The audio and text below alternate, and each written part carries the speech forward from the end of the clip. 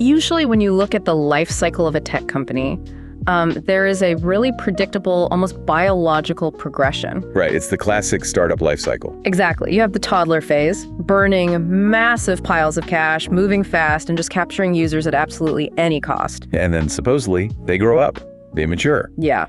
The growth slows down to a crawl, the top line numbers flatten out, but they finally start actually making money. The wild toddler basically becomes a sensible, buttoned-up accountant. That is the perfect way to put it, because the market forces you to pick one, right? Hyperspeed growth or structural profitability? It's the standard Wall Street trade-off. I mean, you rarely see a company operating at a multi-billion-dollar, multinational scale that manages to do both simultaneously. But Sea Limited is currently defying those laws of gravity. Welcome to another deep dive, where today we are looking at Sea Limited's Q1 2026 earnings call transcript. And we are doing this talk ticker style for you. Exactly. Heavily data forward, jargon-free, opinionated, and highly actionable. We want to give you the absolute most important takeaways from this transcript. Because Sea Limited, trading under the ticker SE, just reported top-line revenue growing at nearly 50%. Which is wild. And simultaneously, they crossed a massive billion-dollar profitability milestone. We need to understand exactly how they pulled that off. For a long time, the market just viewed Sea Limited as this pandemic-era anomaly. Right, the narrative was so simple back then. Exactly. People were stuck at home, they were playing their games, they were shopping online. The big question was always whether they could survive when the macroeconomic environment tightened up, when the free money stopped flowing. But what the data from this quarter proves is that they aren't just surviving. They are actively taking market share across every single one of their divisions. So let's ground this in the actual numbers for you. Total GAAP revenue for Q1 2026 came in at $7.1 billion. Wow. Yeah, that is a staggering 47% year-over-year growth rate. I mean, to grow at that percentage on a base of nearly $5 billion from the prior year, that requires immense operational leverage. It really does. But the figure that actually defines this quarter is the adjusted EBITDA. The profitability metric. Right. It surpassed the $1 billion mark for the first time ever, which is up 9% year over year. And net income was $438 million, up 7%. So let's translate that a bit for anyone new to the metric. Adjusted EBITDA is essentially the purest measure of a company's cash-generating ability from its core operations. Yeah, it's day-to-day business. Exactly. It strips out the accounting structures, the taxes, the depreciation. It asks a very simple question. Is the actual business model making money? Right. And for years, the bear case against Sea Limited was that they basically bought their revenue. By subsidizing users with heavy discounts, right? Yeah. And massive marketing spend. Exactly. But crossing $1 billion in adjusted EBITDA completely dismantles that bear thesis. It proves the underlying unit economics actually work. Instead of the old tech analogy where they're a rocket ship burning fuel to break the atmosphere, it's really more accurate to look at Sea Limited as a self-sustaining macroeconomic flywheel now. A flywheel that builds on itself. Right. Gaming generates massive cash, e-commerce builds the distribution network and the user data, and then the fintech arm monetizes that data with high-margin credit. Those three distinct engines, Shopee, SeaMoney, and Garena, are just feeding into each other perfectly right now. They really are. And to understand that $1 billion profitability milestone, we need to look at the mechanics of the biggest engine first, which is Shopee. The e-commerce data here shows a really fascinating divergence. Yeah, I noticed that too. Gross merchandise value, or GMV, which is the total dollar value of everything sold on the platform, grew 30% year over year to $37.3 billion. But their core marketplace revenue jumped 61% to $3.8 billion. Right. So when revenue grows at double the rate of the actual merchandise being sold, it means the platform is getting significantly better at monetizing the transactions. They are capturing way more value from every single trade. But and this is the interesting part. Reading through the financials, there is a distinct drop in profitability for this specific division. Yeah, the e-commerce EBITDA. Right. Shopee's revenue skyrocketed 61%, but its adjusted EBITDA actually fell to $223 million in Q1 2026. Down from $264 million in the same quarter last year. Exactly. Is that a red flag? It looks like a contradiction on the surface, for sure. But during the earnings call, management detailed the mechanics behind this drop. What did they say? They increased their ad take rate, which is the cut they take from sellers for advertising and prominent placement on the platform, by more than 90 basis points year over year. Wow. So ad revenue alone grew 80%. Right, so they're squeezing the sellers slightly more, taking a larger slice of the pie. But rather than letting that extra cash drop to the bottom line to just inflate their quarterly profit margins, they are immediately plowing it back into the ecosystem. They are taking the increased profits from the sellers and funding user acquisition, logistics upgrades, and their new loyalty program, Shopee VIP. And those logistics upgrades are a huge fundamental shift in their business model. Massive.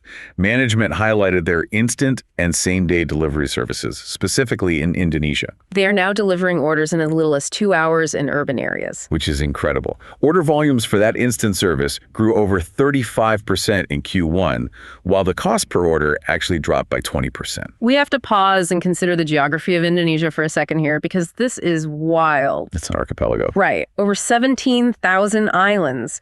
Delivering anything in 2 hours in Jakarta traffic requires an incredibly sophisticated predictive supply chain. You can't just have one massive warehouse outside the city. No, you have to forward deploy inventory based on predictive analytics. The item needs to already be sitting a few miles away from the customer before they even hit the buy button. And that requires achieving massive economies of scale. Which they clearly have. And by building out that ultra-fast delivery infrastructure, they are fundamentally altering consumer behavior. The CEO, Forrest Lai, detailed expanded partnerships with 7,000 offline convenience stores and pharmacies, places like Indomaret. This pushes Shopee into high-frequency, everyday purchases. Exactly. You stop using the app just to buy a pair of shoes once a month, and you start using it twice a week to buy toothpaste, snacks, phone chargers. It shifts discretionary monthly spending into daily necessity spending. And once you have that frequency, you introduce the subscription model to lock them in permanently. Which is where Shopee VIP comes in. The transcript notes they surpassed 10 million subscribers across their Asian markets by the end of March. Up 40% quarter over quarter. That's a huge growth. But the critical metrics here are the 80% retention rate and the fact that VIP members consistently show a spending uplift of 30 to 40% after subscribing. It's the classic sunk cost fallacy applied to e-commerce, right? Yeah. It's very similar to Amazon Prime. Oh, absolutely. Once you pay the subscription fee, your brain fundamentally changes how it views shipping costs. You feel compelled to buy more items through that specific platform just to, get your money's worth out of the membership. Yep. If acquiring a VIP member guarantees an 80% chance they stick around and guarantees they will spend 40% more money, you would be financially negligent not to spend heavily to acquire that user today. So that slight drop in EBITDA from $264 million down to $223 million isn't a loss of cost control at all. Not at all. It's a calculated down payment on future cash flows. You trade a slight margin compression in the short term to lock in 10 million highly lucrative, loyal subscribers. Subscribers who are now habitually using the platform for everyday items. And because they are transacting more frequently, they are generating an exponentially larger data footprint. Which is the exact fuel powering their second engine, C-Money. The digital financial services data is incredibly robust here. C-Money's revenue grew 58% year over year to $1.2 billion. But the figure that demands attention is their loan book. Yeah, their consumer and SME loan principal outstanding reached $9.9 billion. That's an increase of more than 70% year over year. Which is terrifying at first glance. I mean, if a tech company is suddenly loaning out $10 billion, 70% more than they were a year ago, the immediate concern is whether they are degrading their underwriting standards just to inflate growth. Right. Rapid loan growth is often a huge red flag for fintechs. You worry about toxic assets. Exactly. But the risk metrics here actually provide a lot of comfort. Despite expanding the loan book by 70%, their NPL ratio, non-performing loans past 90 days, remained completely stable. At just 1.1% at the end of the quarter. A 1.1% default rate on a consumer loan book growing that fast is almost suspiciously low. I know. How are they expanding credit access so rapidly without letting bad actors default on the platform? It comes down to asymmetric information. Break that down for us. Well, traditional banks underwrite based on a static credit score and self-reported income, right? Yeah, basic FICO score or equivalent. But C-Money underwrites based on a user's entire transactional history inside the Shopee ecosystem. Oh, that makes sense. A bank knows you have $1,000 in your checking account, maybe. But C-Money knows you consistently buy premium diapers every 2 weeks, you never return items, you pay your utility bills through the app on time, and you are browsing from a high-end smartphone. They have a proprietary real-time data moat. Exactly. It allows them to predict creditworthiness with far more accuracy than a traditional FICO score ever could. And management outlined a three-pronged approach to expanding this credit business safely. The first is simply offering higher credit limits to existing users who already have a proven track record of repayment. Which is super low risk. Right.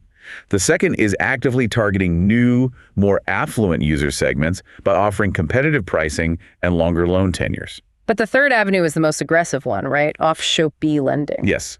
They are taking their SpayLater credit product off their own platform and into the physical world. The transcript notes that off Shopee's SpayLater loans in Thailand and Indonesia now exceed 20% of the total SpayLater portfolio. They're seeing massive growth in financing higher value physical goods out in the real economy. Specifically, electronics and two-wheelers in Indonesia. Right. And in Southeast Asia, a scooter or a motorcycle isn't a luxury vehicle. No, it is the foundational means of economic mobility. It's how people get to work, how they transport goods, how they operate small businesses. By financing those specific purchases, C-Money is embedding itself into the bedrock of the local economy. And these are installment-based loans over a longer duration, right? Which generate highly predictable, fantastic interest income. And we really have to look at how they're exporting this entire model. Oh, the Latin America push. Yes, C-Money's aggressive push into Latin America is yielding massive results. Brazil just became their fourth market to cross $1 billion in loan book size. Growing over 250% year over year. The expansion into Brazil is so fascinating because they didn't just copy and paste the Asian business model. No, they actually localized it.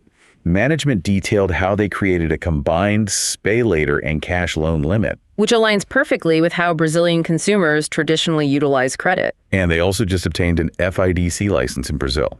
Yeah, for those unfamiliar, FIDC stands for Fundo de Investimento en Direitos Creditórios. It's a Brazilian receivables investment fund structure. Essentially, it allows C Limited to package their loans into securities and raise capital from local investors. Which is huge. It means they can expand their lending capacity massively without having to act as a fully chartered traditional bank. And they can fund these loans with local currency, which naturally hedges against foreign exchange risk. That FIDC license fundamentally broadens the scope of financial services they can legally and efficiently offer in the country. Plus, they are combining their own Shopee transactional data with data pulled from Brazil's open banking networks, like PIX. To create an incredibly robust risk profile for every user. And the runway there is just vast.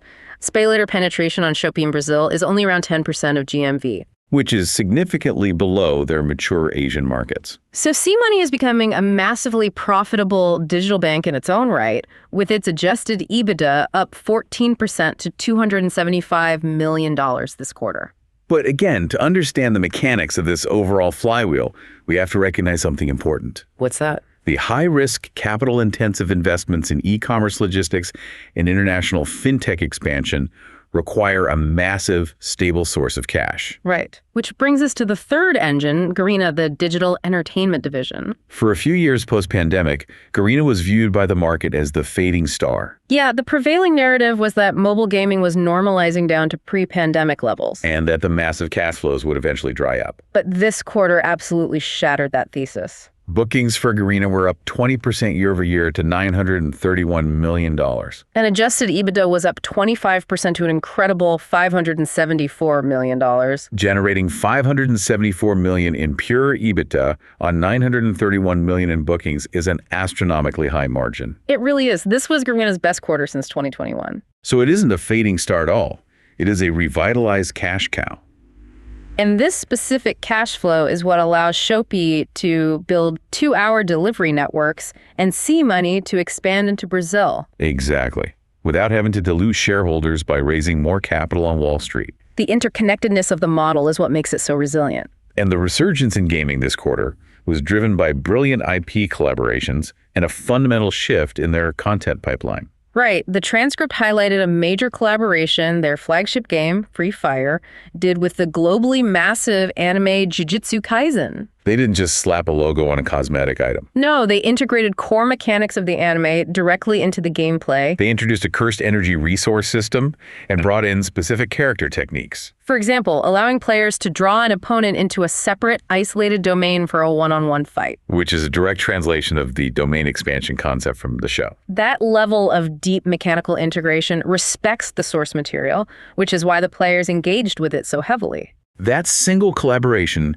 generated over 700 million official content views. It really demonstrates the immense cultural footprint Free Fire still commands. But the more important takeaway for investors is how Garena is evolving its development pipeline. Historically, their superpower was hyperlocalization, right? Right.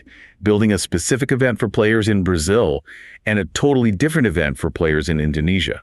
But management noted a strategic shift this year towards globalizing campaigns. The example they gave was their Ramadan campaign. In the past, that was strictly rolled out in markets that observed Ramadan. But this year, they scaled it globally under a lots of treasure theme. So if you are a player in Indonesia, you experience a culturally relevant, festive Ramadan event. But if you are a player in Mexico, you just experience a really engaging desert-themed treasure hunt. By globalizing the campaign, Garena can pool their development resources. Instead of splitting their engineering and art teams into dozens of localized silos, they concentrate their capital to elevate the overall quality of the content. And deliver these massive updates more frequently. It's a massive efficiency gain. And it wasn't just Free Fire.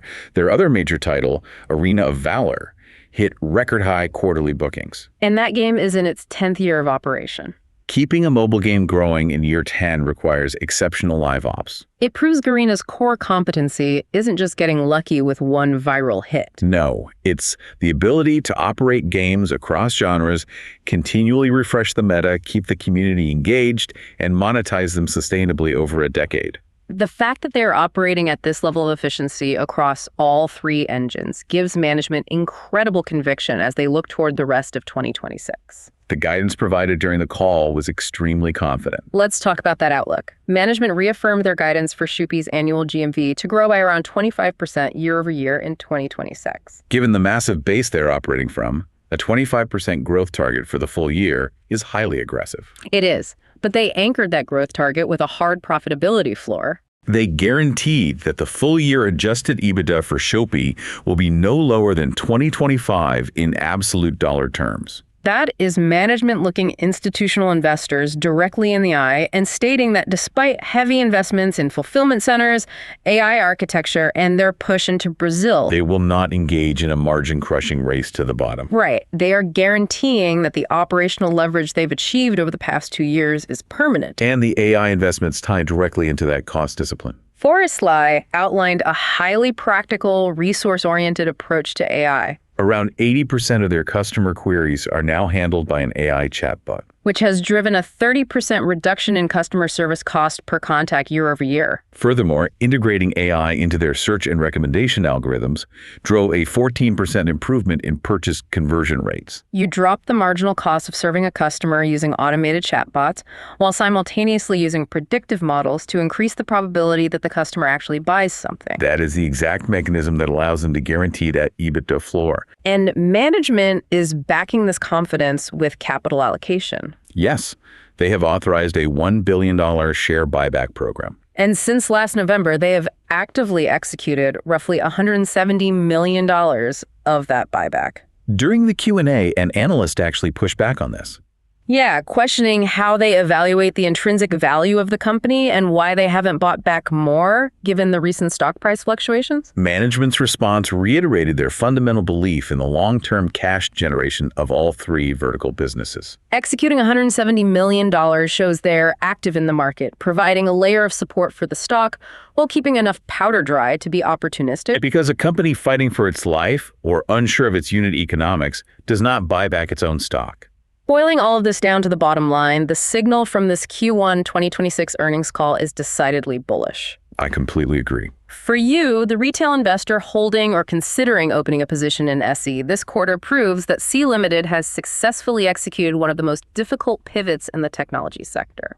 2 years ago, The market demanded they stop burning cash and prove their business model actually works. This quarter is the definitive proof of concept. They are utilizing the massive high-margin cash flow from a revitalized gaming division to fund highly disciplined, high ROI investments in their e-commerce and fintech wings. They're building local fulfillment centers, rolling out 2-hour delivery, scaling a sticky VIP membership program, and growing a $10 billion loan book. All while keeping credit risks strictly contained at a 1.1% NPL ratio. This is a highly calibrated, self-funding, multinational conglomerate now. They achieved the holy grail of tech: profitable hypergrowth. But before we wrap up this deep dive, there is one final provocative thought you should chew on as you monitor the stock over the next few quarters. Right, there are always risks.